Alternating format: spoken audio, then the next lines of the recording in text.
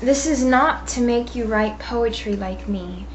That's a shadow and a secret key. I rather wish you wouldn't be. But you asked me to be an advisor, and as one, I must tell you that the secret of poetry is not the alliteration, the iambic, or the time. It's neither the rhythm or the rhyme. I think a lot of people name the sugar so much that they do an injustice to the candy.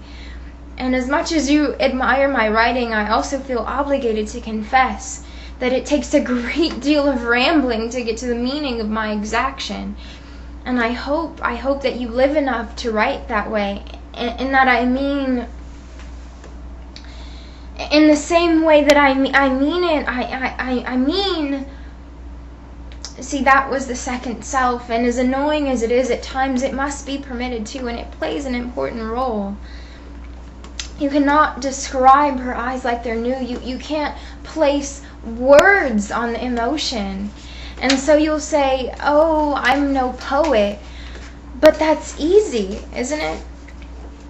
I used to think, like many people do, that the secret of poetry was pain. And I wrote here exactly, to find the pleasure of that musical measure, you would need to hurt at the peak of its invention, driven by so much bewilderment that you tried it with the most magnificent times of your life. But thankfully, I had an advisor, just like what you're asking me to do, who told me that's not it. And what I learned from that one conversation was such a big truth that I feel that I have to share it with you also. The point is not to go into the dark room for darkness' sake, but to love life and to love light as far as death. I think that's really when you can feel the beating and the pulsation of what is life's heart. And maybe if you're humble enough, the chance to be a literary photographer of it. The second is bravery, to steal an emotion from this language and rename it. Fear, is it an enemy? Is it a friend? And where do you see it? At night, on the pillow, and the creases, it becomes fear, as if you. And that's the bravery, to speak to fear directly. And that's really a challenge. So if you find it difficult your first times around to really speak directly to your fears, you can go through a more creative side door. Say, for instance, fear you are counterfeit, and I live for purposeful currency. It's just an idea. But learn to use you as a collective. We, to politely suggest change, and I, only when you're certain. The most important quality, I think, and the most beautiful and life-changing really is admittance, and it has to be absolute.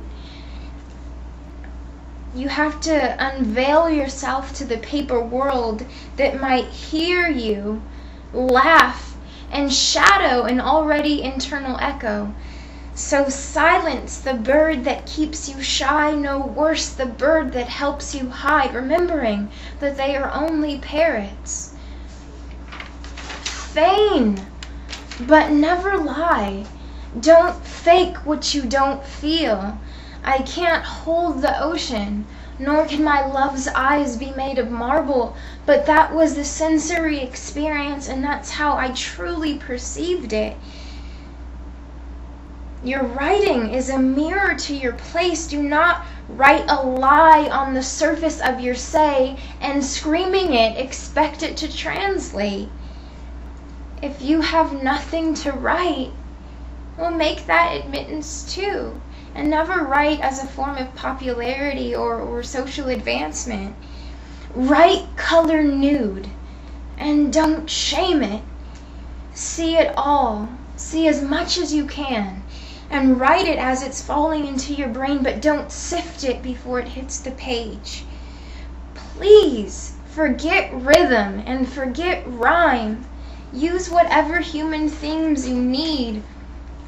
the passage of the indefinite. I mean, I'm sure there's an infinite number, but screw it if you don't need it.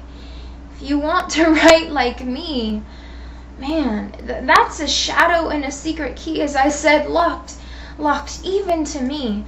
But if you want to write profound truth, you have to learn to write without applause. You have to bring yourself to that nameless stage where you are the first person who owns a permanent seat, and out of sheer loyalty, the last one to leave. You must tell yourself the truth before it changes. And here's alliteration. Don't waste a second seeking a subject. Where there is, there's an abundance. And where there isn't, what are you doing writing about something you don't know about? Like any writing class, that's the first thing they tell you. They say you can only write about what you know.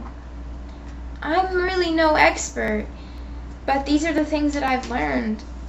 And more than anything, I guess the very basic.